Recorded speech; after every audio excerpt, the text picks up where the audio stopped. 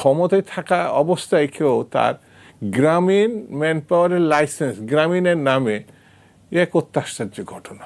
21শে August ছিল একটা আত্মঘাতী একটা ধরেন এটা কি বলা যায় গুপ্ত হামলা বা একটা জঙ্গি হামলার মতো ঘটনা, তাই না? শোন আরেস্ট বলে কোনো জিনিস নাই, এইটা টোটালি ইলিগাল, টোটালি আনকনস্টিটিউশনাল কাজ হচ্ছে। যে মানুষ প্রেসিডেন্টের দায়িত্ব নিয়ে আর ওখান থেকে নামতে চায় না, প্রধানমন্ত্রীর দায়িত্ব থেকে ছাড়তে চায় না। আওয়ামী লীগ তো বাংলাদেশ থেকে পালিয়ে গেছে, যে নির্বাচনটা কম্পারেটিভলি বেটার হয়েছে। আপনি সারা বছর কিছু করবেন না, বর্ষাকালে আইসা বাংলাদেশের সব রাস্তা খুঁজা রাইখা দিবেন না। পাচার হয়েছে, সব সময় হয়েছে, এইটা কোনো নতুন কিছু না। সো আমার মনে হয় যে যে সরকারটি ছিল তাদের আমলে অনেক চুরি চামারি হয়েছে। ইউনূস সাহেব নিজেই তো একটি এমন ব্যক্তি যাকে ট্রাস্ট করা যায় না, ট্রাস্ট ডেফিসিট আছে ওনাকে নিয়ে। ওনার একটাই অর্জন নোবেল যেটা আছে, নোবেলের জন্য আমাদের জনগণ ওনাকে ওনার একটি অ্যাকসেপ্টেবিলিটির মধ্যে উনি চলে গিয়েছিলেন, কিন্তু সেটা হয়নি, তাই তো? সেটা হয় নাই, কোনোভাবেই হয় নাই। এখন তো আমি যখন প্রথমে ওনার বিরোধিতা করেছি, যখন আমি মামলাও করেছি, তখন কিন্তু আমি অনেক গালাগালি খেয়েছি, কিন্তু এখন তো সবাই বলছে, আমার তো এখন আর আই ফিল উইন্ডিকেটেড। সো এখন যে প্রশ্ন হচ্ছে যে বাংলাদেশের ফিসক্যাল লজ এবং ফাইন্যান্সিয়াল যে জিনিসগুলি আছে এইগুলি আমরা এখনও ঠিক করতে পারি নাই। এই সরকার একটি বাজেট দিয়েছে, আমি ব্যক্তিগতভাবে মনে করি বাজেটের ডাইরেকশনটা ঠিক আছে, মানে কি অ্যাচিভ করতে চায়, কিন্তু এলোকেশনস যেগুলি আছে বা যেভাবে এই 9 কোটি এত বাজেট দেওয়া হয়েছে, এইটাকে ঠিক রাখা ইজ ভেরি ডিফিকাল্ট, বিকজ এখন ডেফিসিট 2,43,000 যেটা আছে কোটি টাকা, এইটা অনেক বেড়ে যাবে। আমি একটা পত্রিকা দেখেছি, ওইখানে লিখেছে যে এটা 4 লক্ষ কোটির মতন হতে পারে। এইটা আমারও একটা বিশ্বাস ছিল যে এটা হতে পারে, কিন্তু এর চেয়ে বেশি হবে। কারণটি হচ্ছে যে আমাদের ওই মেকানিজমসগুলি ইন প্লেস নাই, যেটাতে ইন্টারনাল রেভিনিউ জেনারেশন করা। ইউসি এই যে বাইরে টাকা যায়, এখানে আমাদের কিছু আইনের আছে, যেমন গার্মেন্টসদেরকে একটা লিমিট আছে যে তারা এত % অফ দের এলসি তারা বিদেশে রাখতে পারে, ঠিক আছে? আমার মনে হয় এইসব করাতে, এটা লাস্ট গভর্নমেন্ট করেছে, আই মিন আওয়ামী লীগ গভর্নমেন্টের সময়, এই জিনিসগুলি বোধহয় ঠিক না। আমাদেরকে ফিসক্যাল লজ, ফাইন্যান্সিয়াল লজ আমাদেরকে খুব ভালোভাবে ইয়ে করতে হবে, কিন্তু ওর মধ্যে ব্যালেন্স আনতে হবে। আপনি যদি এমন করে, আজকে কি হচ্ছে, হোয়াট ইজ হ্যাপনিং টুডে, এটা ইউনূস সরকারের ক্যারি ওভার চলছে। আপনি ব্যবসায়ীদের অ্যাকাউন্টসগুলি ফ্রিজ করছেন, যারা ব্যবসায়ী না তাদের অ্যাকাউন্টসও ফ্রিজ হচ্ছে। আপনি গায়ের জোরে এখন বলছেন যে তুমি এত লক্ষ টাকা ট্যাক্স দাও। কেন ভাই, আমি তো ট্যাক্স দিয়ে আসছি, যদি আমার যদি ইয়ে হয়, কোনো কথা নাই, 20 লক্ষ টাকা, 50 লক্ষ টাকা, 2 লক্ষ টাকা, হোয়াট এভার, হ্যাঁ, অ্যাকাউন্ট ফ্রিজ করো। আমার মনে হয় এই যে লেগেসিটা ইউনূস গভর্নমেন্টের, এই গভর্নমেন্টকে বহন করা উচিত না। জি, আপনার উত্তর তো শুনছিলাম, এবার একটু আপনাকে যে প্রশ্ন করেছি সেই প্রশ্নের রেশ ধরে একটু শামসুজ্জামান দুদুর কাছে যেতে চাই। এই যে শেখ হাসিনার সময় থেকে ইউনূস আমলে সুইচ ব্যাংকের টাকা 41% বেড়ে গেল, কিভাবে বাড়লো আপনার কাছে কি মনে হয়? জি, আপনাকে ধন্যবাদ, বিচক্ষণ আলোচক এবং যারা এই অনুষ্ঠান দেখছেন সকলকে শুভেচ্ছা। এটা একটা বুদ্ধির কাজ, সকলে এই মানে কাজকাম করে না। সরকারি টাকা মানে ব্যাংক থেকে নিয়ে নেওয়া, এই যে কত বড় অভিনয় এবং বুদ্ধির ব্যাপার, এটা যে শেষ লোক পারবে না, এটা আমার ধারণা আর কি। আমরা অনেকে এর থেকে রাজনীতিবিদ কিছু কিছু নাম আসে, ওরাও বুদ্ধিমান, পেশাজীবী, ভয়ঙ্কর, মানে এটার সংখ্যা খুব কম, কিন্তু পুরা দেশের মানুষের টাকা ব্যাংক থেকে নিয়ে যাচ্ছে, এটা সরকার জানে, সরকার প্রধান মানে শেখ হাসিনা জানেন, তারপরে অন্যরাও জানেন, কিন্তু এরা শুধু ব্যাংকের টাকা নিচ্ছেন না, নিয়ে এটা আবার অন্য একটা দেশে নিয়ে চলে যাচ্ছে। মানে আমাদের যারা পরিশ্রমী, দেখবেন খেটে খাওয়া মানুষ, সারাদিন কাজ করার পরে তার অনেক ক্ষেত্রে দেখা গেল যে যে টাকাটা দেওয়ার সেটাও মানে মালিক ঠিক মতো দিচ্ছে না। কারখানাতে যারা কাজ করছে শ্রমিক হিসাবে, অনেক কারখানায় আছে পরিশ্রম করছে 6 মাস 7 মাস 8 মাস বেতন দিচ্ছে না, পাচ্ছে না তারা। এবং পেশাজীবী যারা আছেন অনেকে শুটেড বুটেড বটে, কিন্তু তারা কিভাবে জীবনযাপন করছে কত কষ্টের সঙ্গে, বিশেষ করে যারা নীতির সঙ্গে আপোষ করে না, সৎভাবে জীবনযাপন করে, এর সংখ্যা বেশি আর চোরের সংখ্যা কম, কিন্তু তারা আলোচিত। এই যে মানে হাজার হাজার কোটি টাকা লুটপাট করে দেশের বাইরে নিয়ে গেছে। গত সরকার যখন গণঅভ্যুত্থান হলো, 24-এর পরবর্তী সরকার খুব উচ্চস্বরে ডক্টর ইউনূস সাহেবের কথা উনি বললেন যে উনিও ছাত্রদের ঘাড়ে চড়েই উনি এখানে আসছিলেন। তো উনি বললেন যে আমাদের অন্যতম লক্ষ্য হচ্ছে বিদেশে যে পাচারকৃত অর্থ উনি এটা নিয়ে আসবে। আমরা বিশ্বাস করছি এই কারণে যে ওনারা বিশাল ভাবমূর্তি, যে বিদেশে ওনাকে ট্রাস্ট করে, বিভিন্ন রাজা রানীরাও ডাকে, তাদের সঙ্গে ডিনার করে, আর সরকার প্রধান রাষ্ট্রপ্রধানরা তো ডাকে। তো একটা প্রভাবশালী ব্যক্তি, তাহলে উনি হয়তো পারবেন। আল্লাহ, আমার কাছে যেটা মনে হলো, উনার কাজগুলো কোনো কোনো ক্ষেত্রে দ্বিগুণ করছেন। 18 মাস উনি সরকার ছিলেন, 18 মাসের পরে ইলেকশন করছেন। ইলেকশনটা 3 মাসের মধ্যেই হতে পারত, যেটা আমাদের এক্সাম্পল আছে 90 গণঅভ্যুত্থানের পরে। জাস্টিস শাহাবুদ্দিন সাহেব উনি শর্তাধীনে আসছিলেন যে আমি যাব, ইলেকশন করব, কিন্তু আমি আবার ফেরত, মানে জাস্টিস চিফ জাস্টিস হিসাবে যে পদে থাকবো ওটা আমি ফেরত আসবো। এই একটা মানুষ দেখলাম যে মানুষ প্রেসিডেন্টের দায়িত্ব নিয়ে আর ওখান থেকে নামতে চায় না, প্রধানমন্ত্রীর দায়িত্ব থেকে ছাড়তে চায় না। একটা মানুষ, মানে আপনি 20 কোটির ভিতরে আমরা খুঁজে পেলাম যে তিনি তার স্বপদে বহাল জানার জন্য শর্ত দিচ্ছেন। তখন অবশ্য জনসংখ্যা 14 কোটি ছিল। 14 কোটি থাক, এরকম বিরল ঘটনা 14 কোটি কেন, 7 কোটির সময় ছিল না, 2.5 কোটির সময় ছিল না। তো সেই জন্য আমার কাছে এই জন্য বলছি, উনি শপথে থেকে চলে গেলেন, আর ইনি এক ইলেকশন করতে 18 মাস লাগালেন শুধু না, উনি এমন দৃষ্টান্ত কিছু স্থাপন করলে, তার দুটো আমি উল্লেখ করি। হয়তো ওনার সাপোর্টার যারা আছে তারা অখুশি হতে পারে, তার 650 কোটি টাকা তিনি ট্যাক্স মাফ করলেন নিজের প্রতিষ্ঠানের। একটা বিরল ঘটনা। তার মানে যারা ভবিষ্যতে রাষ্ট্র ক্ষমতা আসবেন, তারা এই ট্যাক্স মাফের একটা 600, 650, 800 কোটি টাকা মাফ করে নিয়ে চলে যাবেন। এটা রাষ্ট্রের টাকা, তো উনি এটা দিবেন না কেন? এটা একটা। বাংলাদেশের সব থেকে বিতর্কিত ব্যবসা হচ্ছে ম্যান পাওয়ারের ব্যবসা। মানে যত ভদ্রলোকই করুক না কেন, তাদেরকে অন্যরা ভালো চোখে দেখতে চায় না, কারণ ওই সাধারণ মানুষের কাছে টাকা নিয়ে অনেক ক্ষেত্রে তারা পাঠায় না। কিন্তু এই ব্যবসা কিন্তু খারাপ না। অনেক লোকই বিদেশে যায়, প্রতিষ্ঠা হয়, আর একটা সেকশন আছে যারা মানে একের সর্বস্ব হারায়, ওখানে গিয়ে চাকরি পায় না। ওই ব্যবসায় তিনি নিজেকে ঢুকালেন, ম্যান পাওয়ারের লাইসেন্স নিলেন উনি যখন প্রধান উপদেষ্টা। আমার কাছে একটা বিরল ঘটনা মনে হয়েছে এই কারণে যে ক্ষমতায় থাকা অবস্থায় কেউ তার গ্রামীণ ম্যান পাওয়ারের লাইসেন্স, গ্রামীণের নামে, এক অত্যাশ্চর্য ঘটনা। সেই জন্যে এই 18 মাসে যা হয়েছে, টাকা কত আসছে আমি এটা বলতে পারবো না, খুব সামান্য কিছু হয়তো আসছে। উনি যখন দেশে এসেছিলেন, দেশের মানুষ তো অনেক প্রত্যাশা নিয়ে ওনাকে নিয়ে এসেছিলেন বা অনেক প্রত্যাশা রেখেছিলেন। একজন নোবেল লরিয়েট কেন আসলে আমাদের এমন পরিস্থিতির মুখে ফেলে গেলেন? খুব ভালো হবে আপনাদের যদি আসলে শোনেন, আমার মনে খুব ভালো হবে আপনি একবার তাকে ডাকেন, প্রশ্নগুলো না তার মুখ থেকে শুনলে ভালো হবে। আমাকেও ডাকবেন, ওনাকেও ডাকবেন। আমার জানার দরকার, এই জন্যই বলছি। কারণ 670 জনের বেশি শিশু মারা গেল, সেখানে তিনি সারা শব্দ করলেন না। আমার ডাকে কেন সারা দেবেন? না দিবেন না কেন? না দিবেন না। উনি আবার প্রচার খুব পছন্দ করেন। আপনার ডাকলে আমার মনে ঢ্যাং ঢ্যাং করে চলে আসবেন। আমরা তো আস্তে ধীরে আসি, উনি ডাকেন না, কারণ ওনার কথা, আত্মকথা, প্রচার উনি খুব পছন্দ করেন।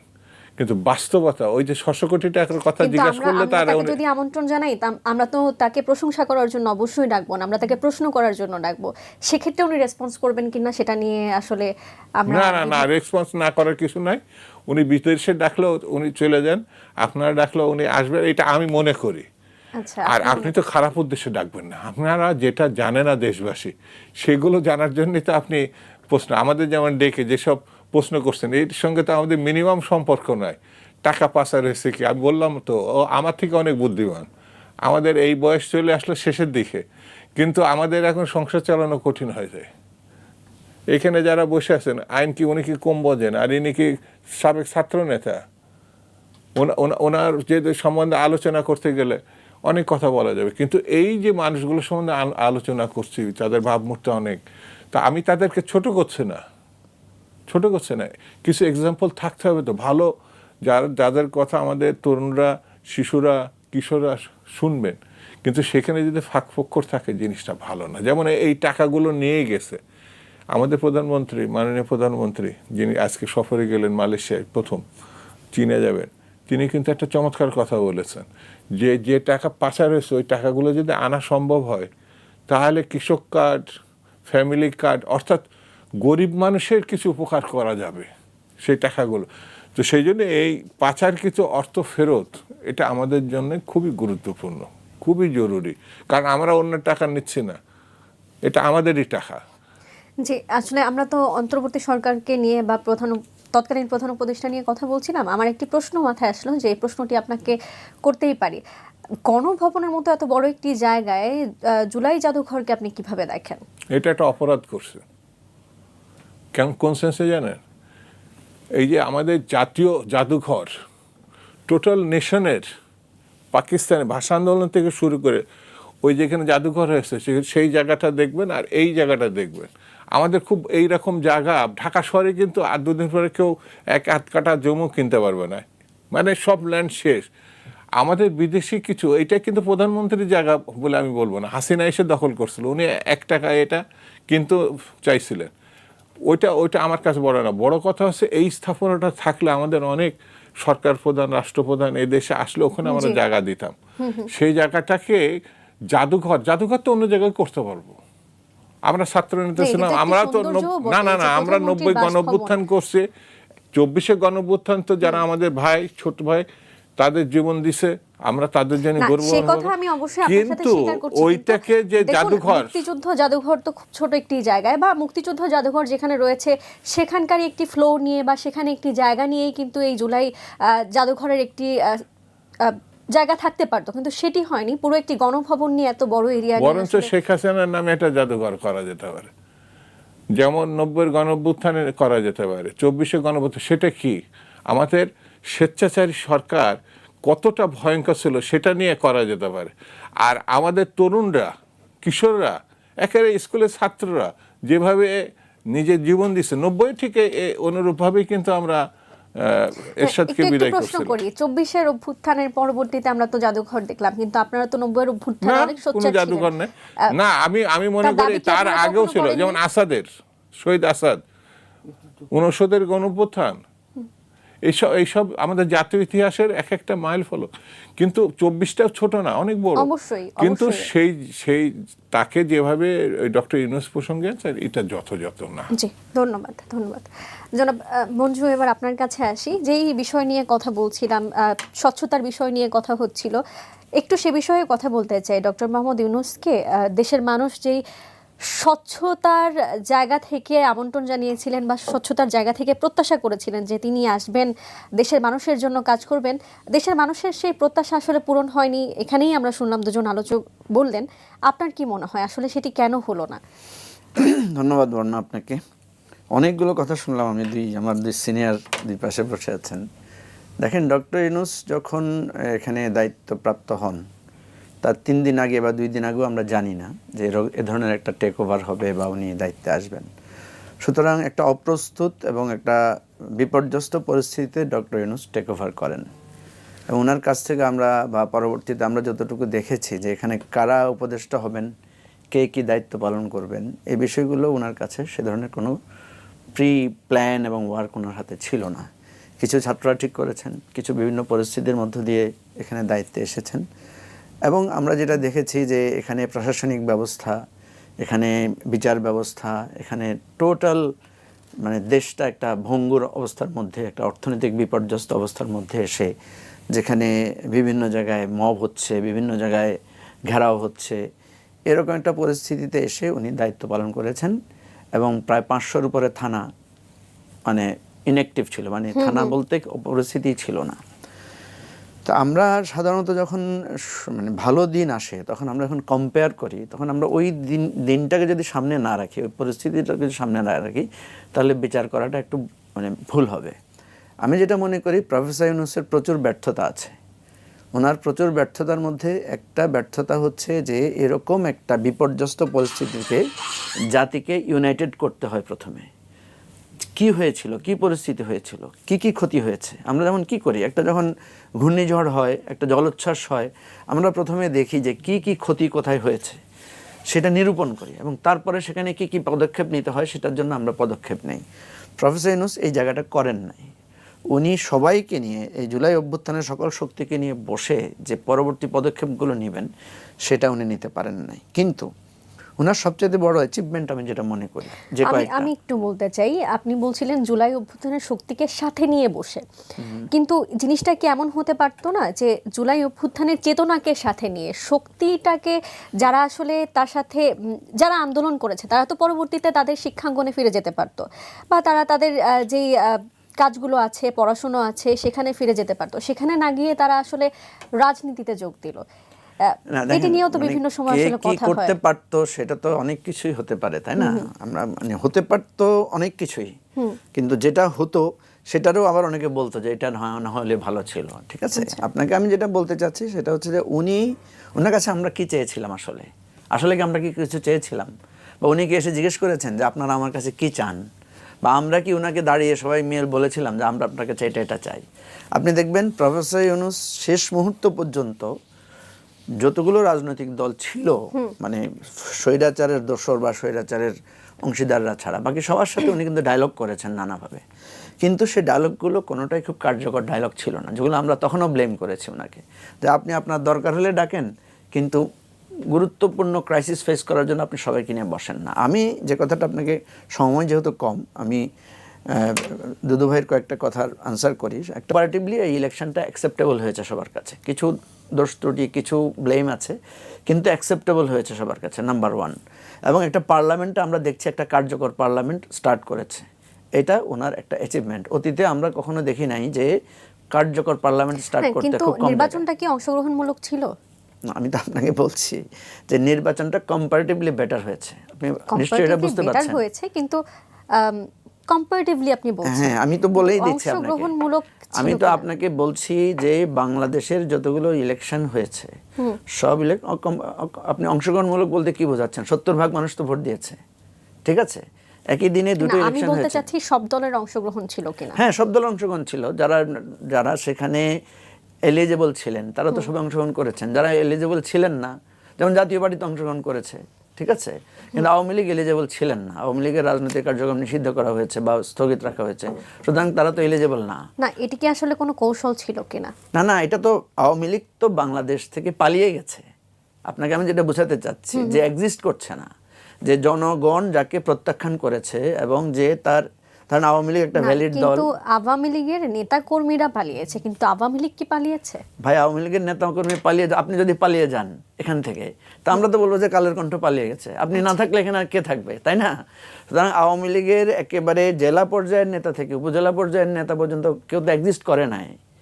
আপনি বলেন যে কেউ এসে দাঁড়িয়ে বলেছে, ইভেন এখনো যদি একটু বলি যে উপজেলা নির্বাচন বা স্থানীয় সরকার নির্বাচনে আওয়ামী লীগ অংশগ্রহণ করতে পারবে এমন একটি বার্তা আমরা পাচ্ছি, তাহলে পালিয়ে গেলে তারা কিভাবে অংশগ্রহণ করবে? সেটাই তো প্রশ্ন। আপনি যে আপনার প্রশ্নের মধ্যেই তো উত্তর আছে, তারা যেহেতু পালিয়েই আছে, তারা কিভাবে ইলেকশন করবে সেটাই তো আমরা জানতে চাচ্ছি, বুঝতে চাচ্ছি।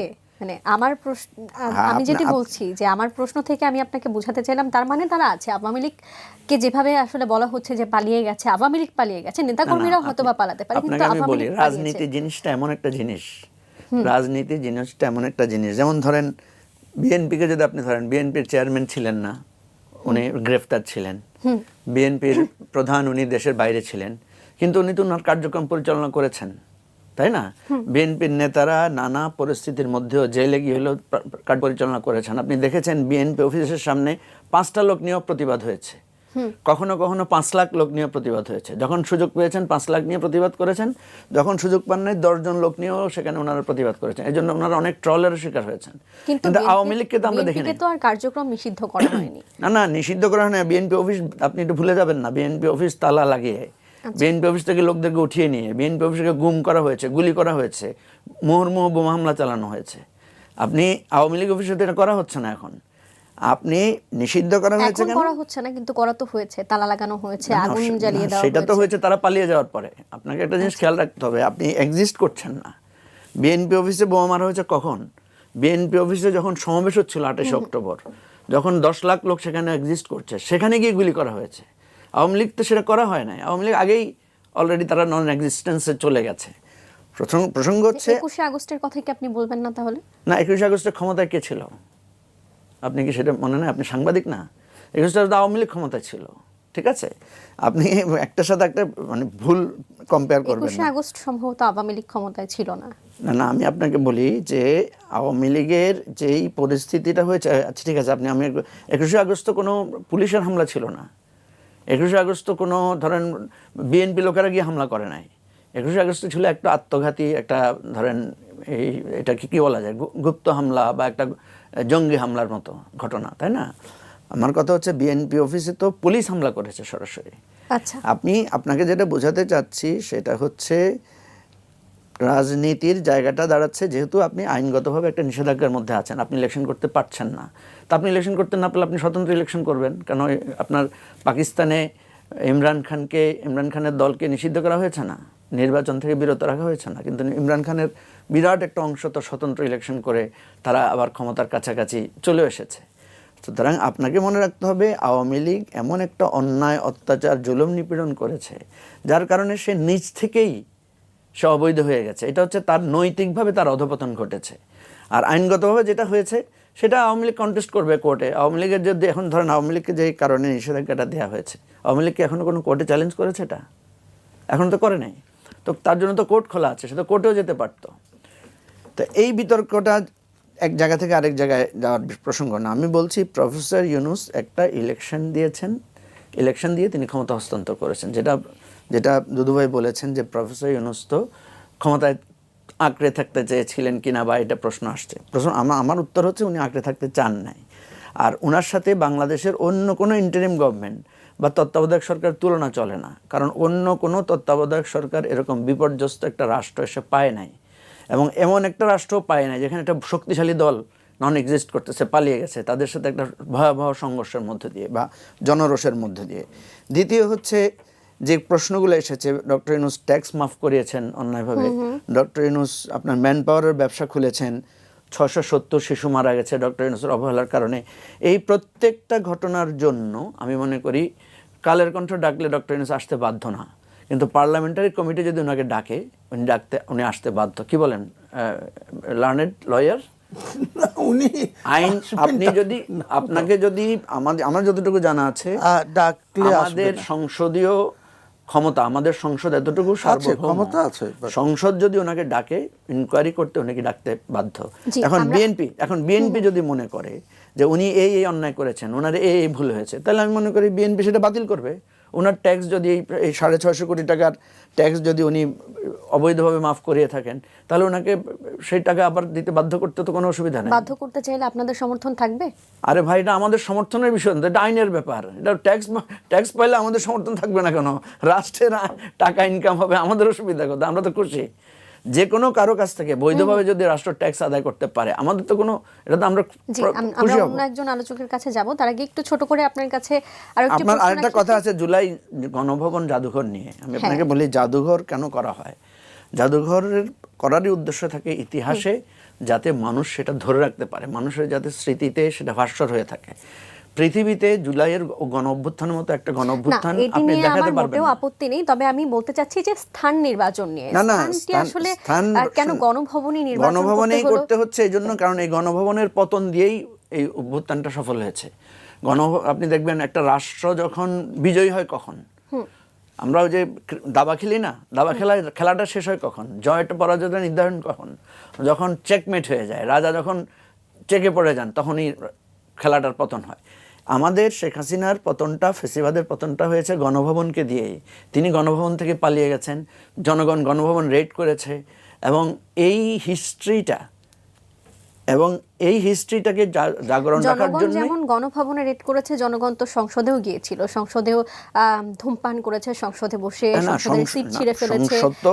তাহলে কি সংসদেও জাদুঘর হতে পারত? আপনাকে আমি বলি, সংসদ তো সেখানে প্রধানমন্ত্রী অবস্থান করেন না। আচ্ছা, সংসদ কারো বসবাসের জায়গাও না, সংসদ হচ্ছে একটা অফিস, এবং সংসদটাও হচ্ছে পৃথিবীর বহু জায়গায় আপনি দেখবেন, এই যে আমাদের ক্যাপিটাল হিলে পর্যন্ত জনগণ গিয়ে ঘেরাও করেছিল এই যে ট্রাম্প এবং এর বিরোধের সময়। কথা হচ্ছে গণভবনকে করা যৌক্তিক হয়েছে কিনা, যৌক্তিক হয় না, এটা নিয়ে আপনি দুপক্ষ থাকবেই।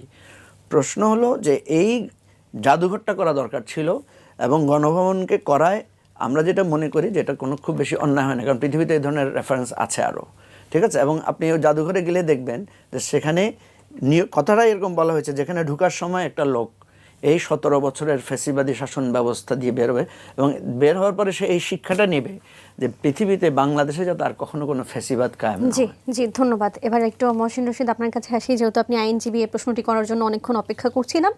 সংসদের স্বরাষ্ট্রমন্ত্রী বলেছেন দেশের 75টি জেলখানায় ধারণ ক্ষমতা 45,136 জন, এবং বন্দী রয়েছেন 77,040 জন।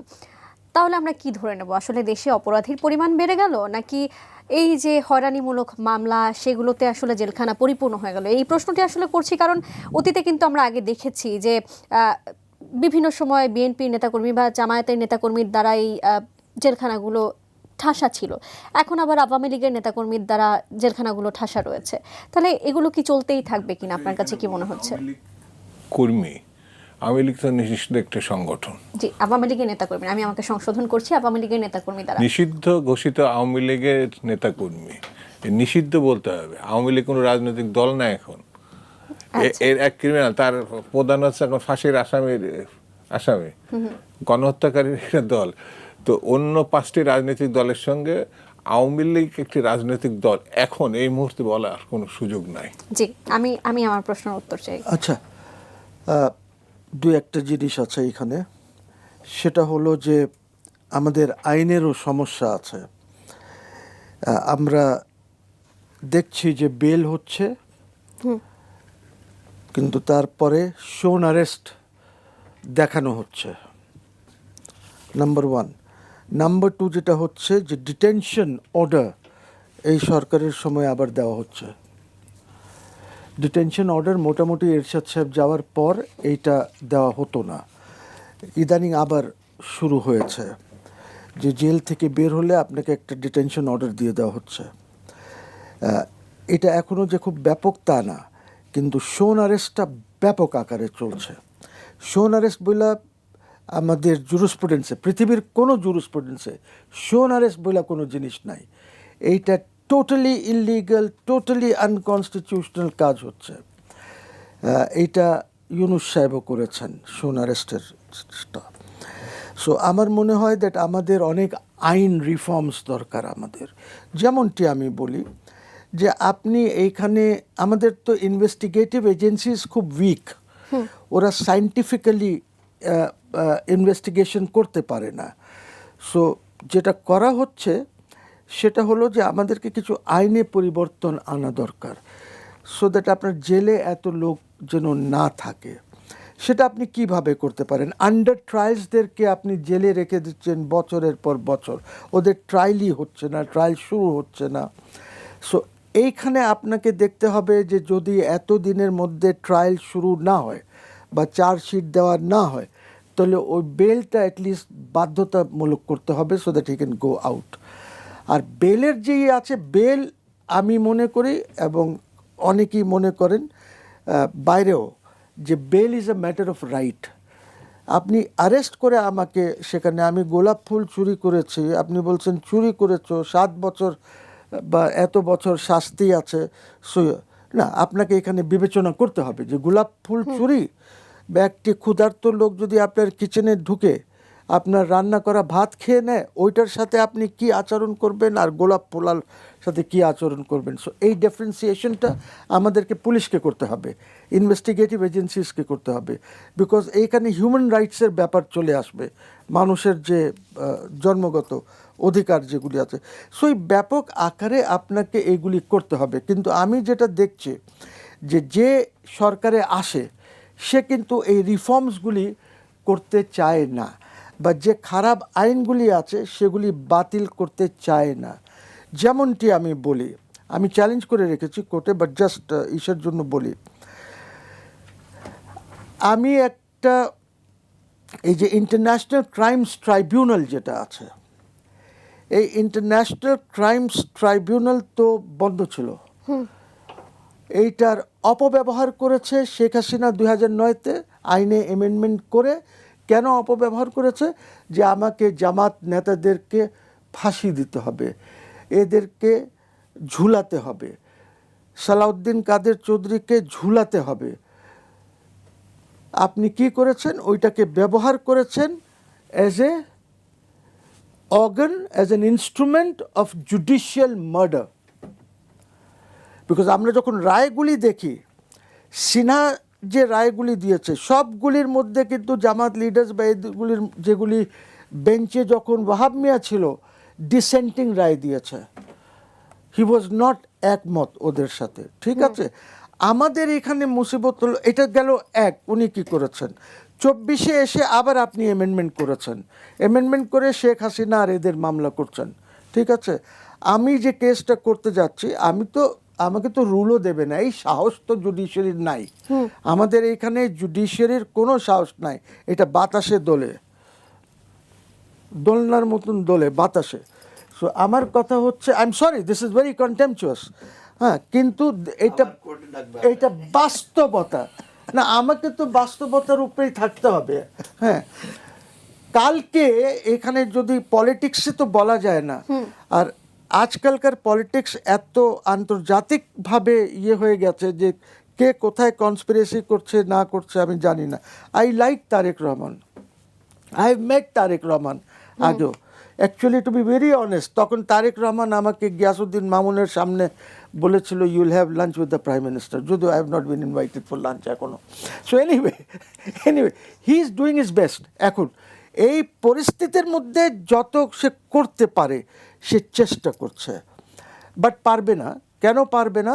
বিকজ ওনার ক্যাবিনেটের সিলেকশনটা ইজ নট প্রপার, ওনার পোর্টফোলিও ডিসবার্সমেন্টটা ইজ নট প্রপার। এবং আপনারা তো মীর শাহ আলমের কথা শুনছেনই কি হচ্ছে। আমার ইন্টারনাল রিপোর্ট হচ্ছে যে ফখরুল ইসলাম আলমগীর সাহেব এর ওইখানে কিচ্ছুই চলে না, যা চলে সব। সো আমার কথা হচ্ছে আই লাইক দিস জেন্টলম্যান। আমি কালকে আমার ফেসবুক পেজেও আমি ওনার এই ভিজিটের ব্যাপারে লিখেছি, দোয়াও দিয়েছি যে আল্লাহ যেন ওনাকে সাকসেসফুল করে। এই ভিজিট যেটা আছে আমার ফেসবুক পেজে আছে, ইটস নাথিং নিউ। আপনি যেহেতু আসলে প্রধানমন্ত্রীর প্রশংসা করছিলেন, আপনার সাথে একটু যুক্ত করি। প্রধানমন্ত্রী তারেক রহমান কিন্তু স্পষ্ট বলেছেন যে অতীতে অন্যায়ের প্রতিশোধের মানসিকতা থেকে বেরিয়ে এসে উদার দৃষ্টিভঙ্গি নিয়ে দেশ করতে হবে। এই যে তিনি এই কথাগুলো আসলে বললেন, তার যারা নেতাকর্মীরা আছে বা তৃণমূলে যারা আছে, আমি শেষ করি নাই, কিন্তু এখানে অসুবিধা আছে, এখানে অসুবিধা আছে। উনি যে অ্যাপয়েন্টমেন্টস, আমি আগেই বললাম ক্যাবিনেট ফরমেশনের সমস্যা আছে, আমি বললাম যে পোর্টফোলিও এলোকেশনের সমস্যা আছে। আমরা কি দেখছি, অল দ্য ভিসিস কোন দলের সাথে ছিল? আপনি কালকে একটা প্রতিষ্ঠান ভেরি ইম্পর্টেন্ট রেড ক্রিসেন্টে আপনি যে ব্যারিস্টার আব্দুল সালাম রে দিয়েছেন, ওকে তো আমি কোনোদিন সুপ্রিম কোর্টে দেখি নাই। আর স্ক্রলে চলছে যে বিশিষ্ট ব্যারিস্টার অমুককে দেওয়া হলো। আরে উনি তো ফেঞ্চুগঞ্জ আর মৌলভীবাজারের ওইখানকার উনি নেতা বিএনপির, ঠিক আছে। এই যে জিনিসগুলি হচ্ছে, এইটা আমাকে একটু মানে নার্ভাস করে দেয় যে কি পারবেন কি পারবেন না, পারবেন কি পারবেন না। যদি উনি চেষ্টা করছেন, যেমন শাহ আলমের ওইটা উনি ক্যান্সেল করে দিয়েছেন, বলছেন ওইটা হবে না ইউনিয়নের নামগুলি।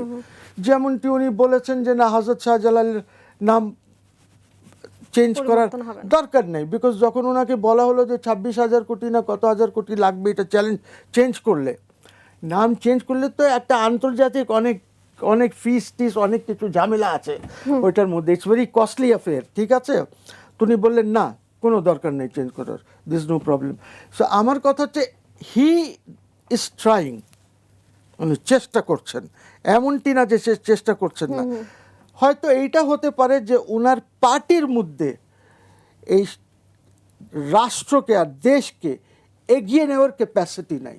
জি, এটা ধন্যবাদ হতে পারে। ধন্যবাদ। বিএনপির ভাইস চেয়ারম্যান আপনার কাছে আসি। সংবিধান সংশোধন কমিটিতে অংশ নেবে না জামায়াত জোট, এটি নিশ্চয়ই জানেন যে তারা আসলে বলেছে। জামায়াতের আমির ডক্টর শফিকুর রহমান বলেছেন জনগণের দাবি ছিল সংবিধান সংস্কার, এজন্যই গণভোট হয়েছে, তাই সংশোধন নয়, সংবিধান সংস্কারের কমিটি করলে বিবেচনা করবেন। জানতে চাই আপনারা সংবিধান সংস্কার কবে করবেন বা আদৌ করবেন কিনা? না, এটা আমার দল এবং সরকারের পক্ষ থেকে নিশ্চিত করা হয়েছে। সংবিধানের প্রশ্নে, জুলাই সনদের প্রশ্নে কোনো রকম বিতর্ক বিএনপির মধ্যে নাই। বিএনপি আগাগোড়া যে কথাগুলো বলেছে সেই স্ট্যান্ডের মধ্যেই আছে। জামাত একটা আলাদা রাজনৈতিক দল এবং বর্তমানে সেটি প্রধান বিরোধী দল হিসাবে পার্লামেন্টেও আছে, পার্লামেন্টের বাইরেও আছে। তারা কি মনে করছে, তাদের কি ধারণা, তারা এই মনে এটা তো তারা তাদের মতো করেই বলবে। বিএনপি তো তারা করে না, যেমন আমি জামাত করি না।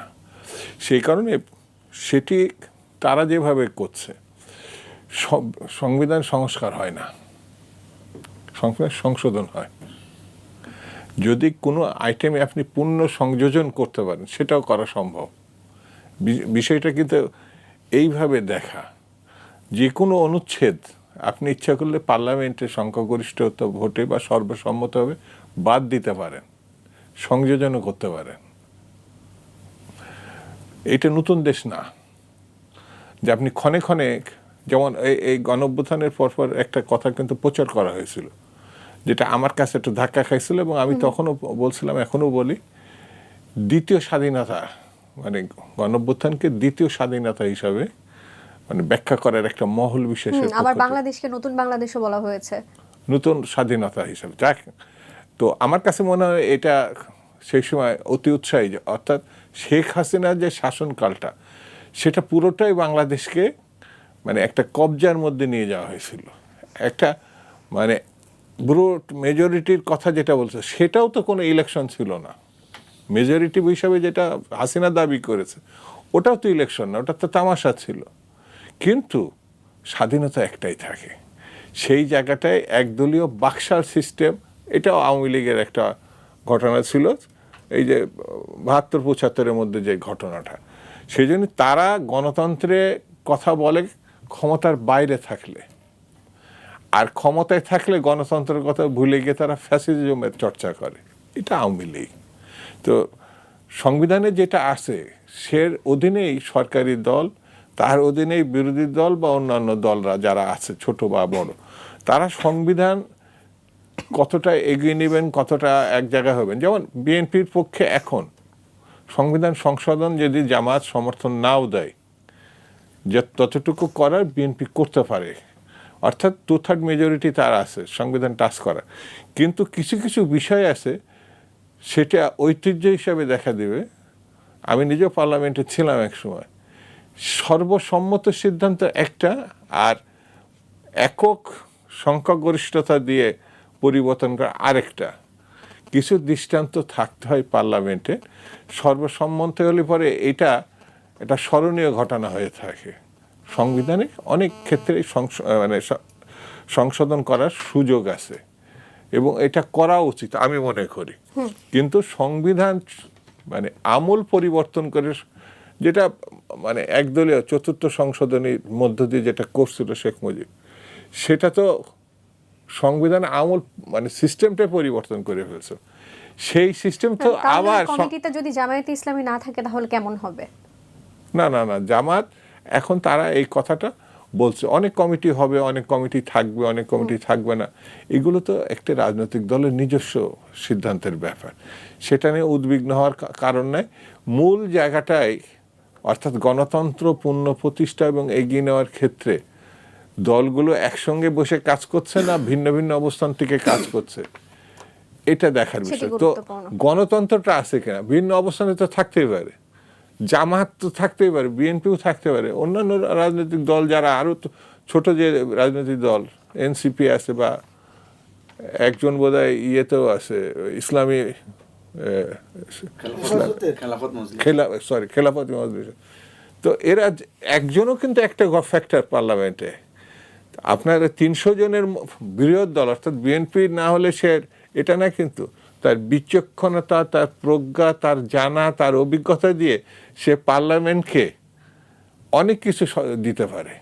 তো সেই জন্যে ছোট এবং বড় রাজনৈতিক দল না, দায়িত্বটা ঠিক সময় ঠিকভাবে পালন হচ্ছে কিনা এবং পালন করছে কিনা, সেটি এটা একটা সবচেয়ে বড় জি। কথা। জনাব মঞ্জু, আপনি এতক্ষণ নিশ্চয়ই শামসুজ্জামান দুদুর আলাপ শুনেছেন, সেখান থেকে আপনার কিছু বলবার আছে কিনা জানতে চাই। আমারও শুনেছেন। হ্যাঁ, প্রথম কথা আপনার কথা থেকে আমি যেটা ধরি সেটা হচ্ছে যে বিএনপি যে 3টি কথা বলেছে খুবই গুরুত্বপূর্ণ। একটি বলেছে জুলাই সনদ তারা অক্ষরে অক্ষরে পালন করবে। তাদের আরেকটা প্রতিশ্রুতি ছিল 31 দফা সংস্কার প্রস্তাব বা রাষ্ট্র মেরামতের রূপরেখা। আরেকটা আপনি যেটা বললেন যে প্রতিশোধ নেওয়া হবে না। আচ্ছা, এই 3টা যদি থাকে মৌলিক কথা, তাহলে তার কোনো সমস্যা থাকে না। ধরেন জুলাই সনদ যদি অক্ষরে অক্ষরে পালন করে, তাহলে আমরা যারা জুলাইয়ের বৃহত্তর অ্যালায়েন্স আছি, তাহলে আমাদের সাথে বিএনপির কোনো সমস্যা নাই। দ্বিতীয় হচ্ছে 31 দফা যেটা প্রণীত হয়েছে, এটা তো বিএনপির একার না, বিএনপির ছিল 26 বা 27 দফা। এটা অন্যান্য রাজনৈতিক দলের মানে আরও মতামত নিয়ে এটা 31 দফা করা হয়েছে। তার মানে এটা গ্রেটার অ্যালায়েন্সের একটা কমিটমেন্ট। আর প্রতিশোধ নেওয়া না হলে তো ধরেন আওয়ামী লীগ খুব খুশি, তাহলে তো সব পক্ষই বিএনপির প্রতি আনন্দিত হওয়ার কথা। কিন্তু আনন্দিত হচ্ছে না কেন, এটাই তো প্রশ্ন। একটা প্রশ্ন হলো যে দেখেন, জুলাই সনদ অক্ষরে অক্ষরে পালন করা হবে বলে বিএনপি যে প্রমিসটা করছে, যে কথাটা বলছে, আমরা মনে করছি যে এই প্রমিসটা প্রপারলি বিএনপি আসলে করছে না। কারণ ইতিমধ্যে আমরা দেখেছি যে যেই প্রধান সংস্কারগুলো, যেটা একটু আগে অ্যাডভোকেট মহসিন রশিদ বললেন, যে উনি আগেও যা হাইকোর্টকে দেখেছেন, সুপ্রিম কোর্টকে দেখেছেন, এখনও উনি মনে করছেন যে কোর্ট আগের জায়গাতেই রয়েছে। জাস্টিস সাহেবরা এখনও সরকারের দিকে চেয়ে আছেন, কি কথায় কি হবে না হবে ওইটাই ওনারা কিন্তু দেখছেন। এটা তো বাস্তবতা, সেই কথাও বলেছেন না, সেটা ভিন্ন বিতর্ক। 2 নাম্বার হচ্ছে আপনার জুলাই সনদের মূল কথা যেটা ছিল যে বিএনপি, আপনি দেখবেন জুলাই সনদ আর 31 দফার মধ্যে কিন্তু খুব মিল আছে।